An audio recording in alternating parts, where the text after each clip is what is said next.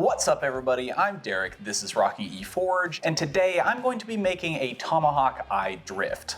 Now for those of you that have been paying attention to my videos that I've been putting out, that may sound familiar to you. And that's because I made a hatchet or Tomahawk-Eye drift in a video that I produced just a few months ago. And in the process of making a very tiny mouse hawk, I realized that while the eye on this would be fine, the size that I got out of this drift is a little bit small. And it's not quite the right shape. Now this drift was meant to be a hatchet eye drift primarily, and that kind of general shape is good for hatchets. It is a little thick, which I found interesting. Probably could have flattened it out a little further and gotten a little more length out of it, but in the grand scheme of things, a tomahawk has a completely different shaped eye. Still that kind of teardrop shape that you see here, but typically much wider this direction than this direction. It tends to be fairly almost circular, but not quite. And we'll get to the reason behind that later, because I'm sure you are tired of listening to me talk. So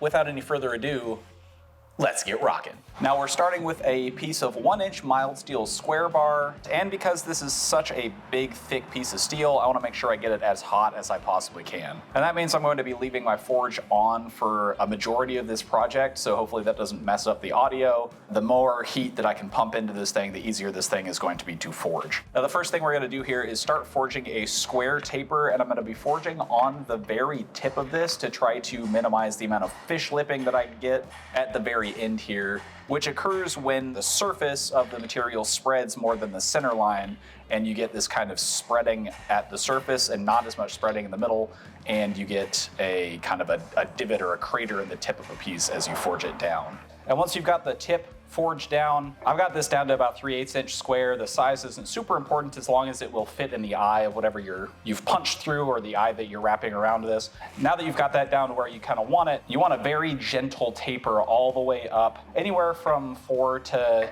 10 inches, depending on how long you want this.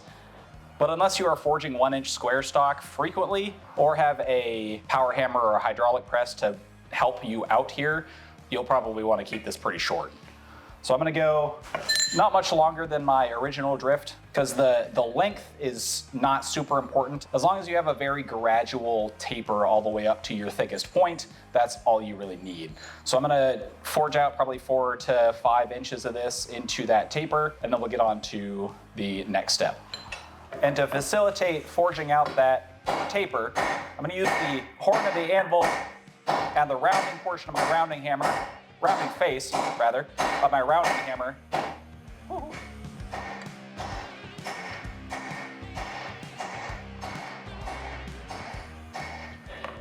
To help forge out that taper, because you're getting a higher pressure when you're sandwiching that piece of steel between the rounded face and the horn, because of the reduced surface area. And it's worth noting, you want to forge this as hot as you can. So even if you've still got a dull orange color in the bulk of this material, you might as well just toss it back in the fire. Because of how thick this is, you're moving a ton of steel with that hand hammer. And it's just more efficient to put it back in the fire than it is to keep wailing away at it, because you get such diminishing returns as it cools down.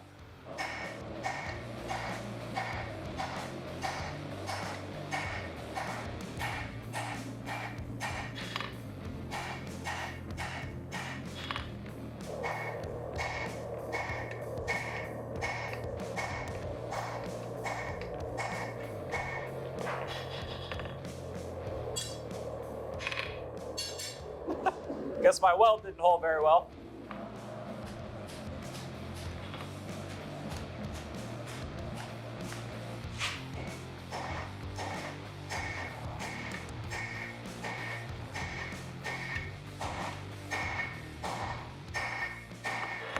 All right, I got a little industrious, but once you get this to the point where you think you've got enough length, smooth out all of those lumps and bumps you get. And we'll take a whole heat to just do that. And then we'll start working on the handle.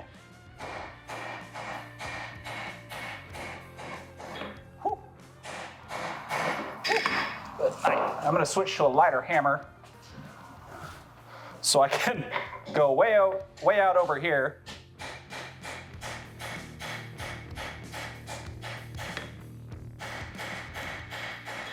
And now's the point where you want to refine just how gradual that taper is. If there's any kind of thick areas that you don't want to be as thick, or areas where it transitions from a thinner area to a much thicker area, this is where you want to take the time early to kind of smooth everything out and make sure that it all looks nice before we move on to the next step.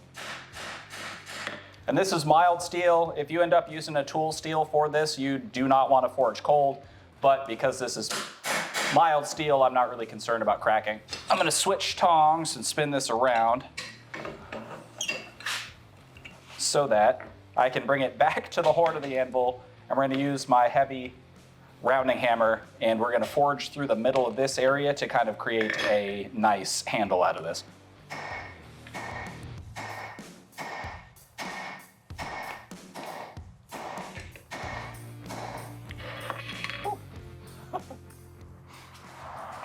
Take frequent breaks.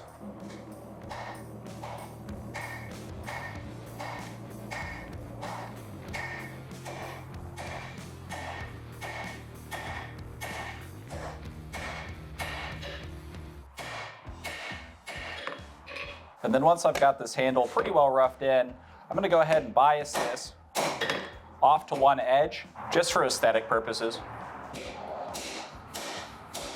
Alrighty. So I've got about 5.5 inches of handle. That should give me plenty to hold on to and have a struck end at the end. And then I've got about 9 inches of drift, about 8 inches-ish of usable drift length. And I'm just gonna keep refining this handle shape a little bit more, and then we're gonna take this to an octagon.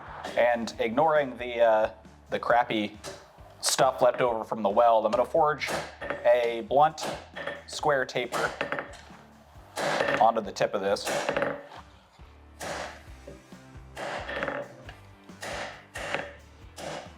And that's going to be the start to our struck end. And all of that weld is going to get ground away, which is why I said don't worry about it. And then I'm going to start forging this into a rough octagon.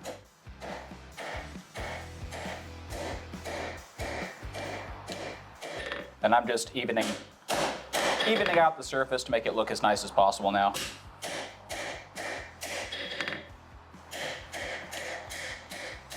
Rough octagon, doesn't need to be super pretty. Then I'll touch up the edges on the grinder just so that we can move on to forging the rest of the actual drift. If you were making a hammer eye drift, this would be the point where you want to keep the square, keep the square cross section and forge this into a rectangular cross section and knock down all of the corners. And forging that down into a rectangle and then rounding out each edge is what gives you this shape, which is very useful for forging hammers. Now what I'm going for is, once again, a Tomahawk-Eye drift for a full-size tomahawk. Now unlike a hammer, a tomahawk has more of a teardrop-shaped eye, and in order to get that shape, we're gonna forge down on 2 of these edges, and I've biased this toward one corner for a reason. This is going to become a rounded corner, and we're gonna have a more sharp corner on this final 4th edge in order to get that kind of teardrop shape. Now, other than the size that is going to be differentiated between this hatchet eye drift and my tomahawk eye drift, is a hatchet tends to have a much skinnier eye than a tomahawk, and a tomahawk tends to be a little closer to round, still ovular, but not nearly to the same extent as a hatchet eye drift.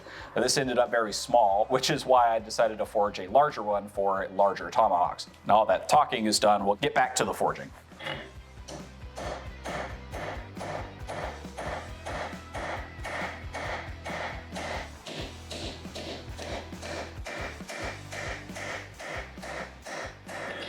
All right, so I've got this about worked out to as thick as I want it.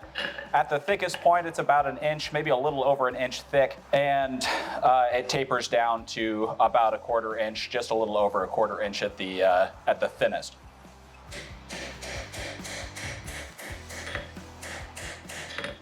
You may have noticed I was forging down on those extra sharper edges that were produced by forging down on that original edge, and that's just to simply save me some time at the grinder in rounding out the thicker portions. Because I've forged the edges in, I don't have to grind them off nearly as much to make it all round. Now, if you were forging a axe or hatchet eye drift, you would want to continue forging this skinnier and skinnier until you get way more of a thinner eye than you would for a tomahawk. But in this case, this is about where I want it. So I'm going to move on to rounding off the back of the drift on the next heat. And to facilitate forging the back of that drift round and maintain the kind of front or leading edge of the drift more sharp, I've got this that I'm going to seat the sharper edge that I want to keep sharp into and hammer on the spine or the back that I want to round off, and that'll kind of keep that general shape and make it a little more ovular as well. Got a bit of a curve developed there. I'm gonna seat the sharp edge back in the swedge and then lightly hammer on the far side just to bring it back into alignment.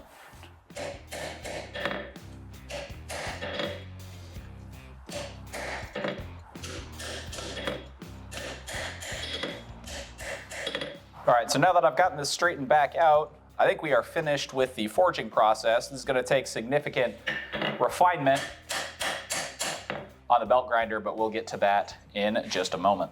And one strength that I hadn't really considered when I first made my original hatchet eye drift is that if you've got a lot of length, you also give yourself a lot of variability, which means with this one drift, I can make a mouse hawk by wrapping a piece of steel or drifting a piece of steel to a smaller part of the drift, and make a full-size tomahawk by using the drift at the thicker ends. If you make a drift that's shorter, you may not have as much variability as you would with a longer one. But you have to put in all that extra work drawing out that taper significantly longer, so there's trade-offs either way.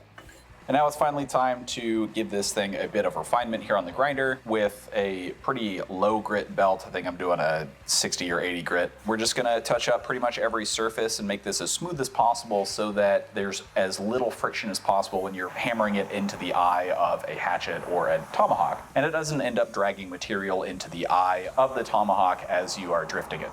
And then I'll go ahead and bring this as a final step back to the anvil and throw my touch mark in here.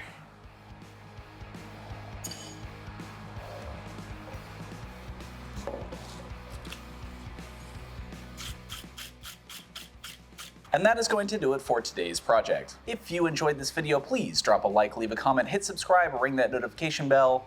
If you want to support me in the channel further, please consider becoming an honorary striker on my Patreon. That link's in the description below the video. Or please consider becoming a member on my YouTube channel. And as always, keep on rockin'.